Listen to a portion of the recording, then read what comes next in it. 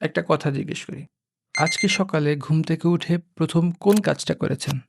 বেশিরভাগ মানুষের উত্তর একটাই, ফোন দেখেছেন। Instagram, Facebook, WhatsApp, YouTube এবং কিছুক্ষণ স্ক্রল করার পর উঠলেন।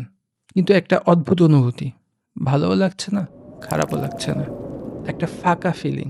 তারপর সারাদিন কাজের ফাঁকে ফোন, খাবারের ফাঁকে ফোন, কথা বলতে, বলতে ফোন। রাতে শুতে গিয়ে ভাবলেন আজকে কিছুই করা হলো না।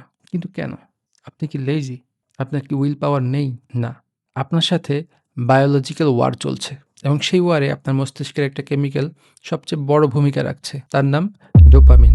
আজকে যখন বুঝবেন এই কেমিক্যালটা কিভাবে কাজ করে, নিজের উপর রাগ অনেকটাই কমে যাবে এবং বের হওয়ার পথটাও স্পষ্ট হবে। ডোপামিন মানে সবাই ভাবে আনন্দের কেমিক্যাল। এটা ভুল এবং এই ভুলটা বোঝার পরেই সবকিছু পরিষ্কার হবে। নিউরোসায়েন্টিস্ট কেন্ট বেরিজ দশকের পর দশক গবেষণা করে দেখিয়েছেন ডোপামিন আনন্দের কেমিক্যাল না, এটা প্রত্যাশার কেমিক্যাল। পার্থক্যটা বিশাল। ডোপামিন আপনাকে কিছু পেতে ড্রাইভ করে, কিন্তু পাওয়ার পর আনন্দ দেয় অন্য সিস্টেম, অপিওয়েড সিস্টেম। তার মানে ডোপামিন আপনাকে স্ক্রল করায়, কিন্তু স্ক্রলের স্যাটিসফ্যাকশন দেয় না। আপনি ফোন তুলছেন ডোপামিনের জন্য, কিন্তু রাখার পর ফাঁকা লাগছে, কারণ আপনার চাওয়াটা পূরণ হয়েছে কিন্তু পাওয়াটা পূরণ হয়নি।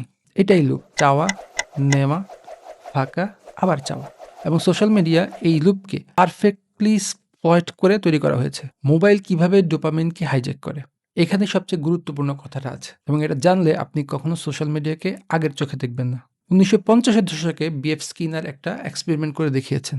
একটা বক্সে ইঁদুর রাখা হলো, একটা লিভার চাপলেই খাবার আসে। প্রথম ভার্সনে একটা লিভার চাপলেই তখনই খাবার আসে, সেখানে ইঁদুর আগ্রহ হারিয়ে ফেলে। আরেকটা ভার্সনে লিভার চাপলে কখনো খাবার আসে, কখনো আসে না, র্যান্ডম।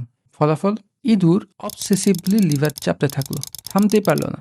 এখন ভাবুন আপনার Instagram feed.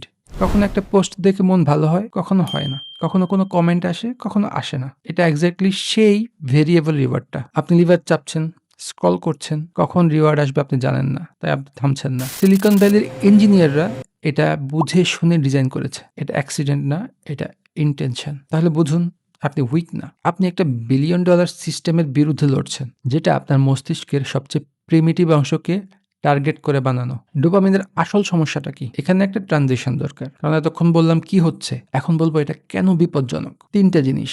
Number 1, dopamine tolerance.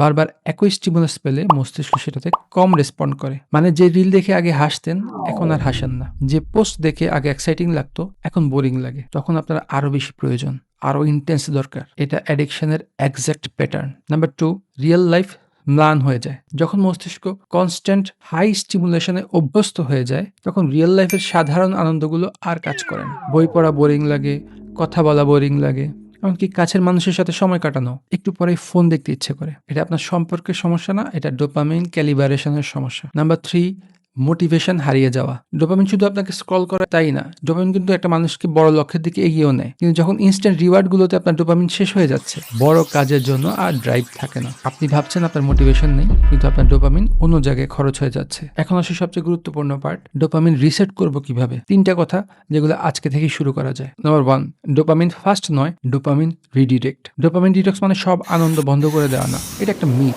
আসল কাজ হলো ইনস্ট্যান্ট লো ইফোর্ট রিওয়ার্ড কমিয়ে ডিলেইড হাই ইফোর্ট রিওয়ার্ড বাড়ানো। স্ক্রল করার বদলে হাঁটুন, শর্ট ভিডিওর পরিবর্তে একটা কাজ শেষ করুন। ডোপামিন তখনও আসবে, কিন্তু সেটা রিয়েল স্যাটিসফ্যাকশন নিয়ে আসবে। 2, সকালে উঠে প্রথম 30 মিনিট ফোন না দেখা। এই একটা অভ্যাস মস্তিষ্কের বেজ লাইন বদলে দেয়, কারণ সকালে ডোপামিন সবচেয়ে সেন্সিটিভ। এই সময় যদি আপনি সহজ রিওয়ার্ড না দেন, সারাদিন আপনার ব্রেইন রিয়েল ইফোর্টে ইনভেস্ট করতে পারে। 3, কমপ্লিশন লুপ তৈরি করুন। ডোপামিন সবচেয়ে বেশি রিলিজ হয় কোনো কাজ কমপ্লিট করলে, তাই প্রতিদিন একটা ছোট কাজের লিস্ট রাখুন যেটা শেষ করা যায়। শেষ হলে ক্রস করুন। এই ছোট কমপ্লিশনগুলো আপনার ব্রেনকে দেখায় ইফোর্ট থেকে রিওয়ার্ড আসে, স্ক্রল থেকে না। আমরা এমন একটা সময় বড় হচ্ছি যেখানে মনোযোগ সবচেয়ে দামি সম্পদ, এবং এই সম্পদ প্রতিদিন বিক্রি হয়ে যাচ্ছে আমাদের অজান্তে। ইসলামের সময়ের হিসেব দেওয়ার কথা আছে। কিয়ামতের দিন আপনাকে জিজ্ঞেস করা হবে আপনার সময় কিভাবে কাটালেন। সেই প্রশ্নের সামনে যদি দাঁড়িয়ে ভাবি আমার মনোযোগ, আমার ইফোর্ট, আমার ডোপামিন কোথায় গেল, এই প্রশ্নটা আমাকে সবচেয়ে বেশি মোটিভেশন দিবে।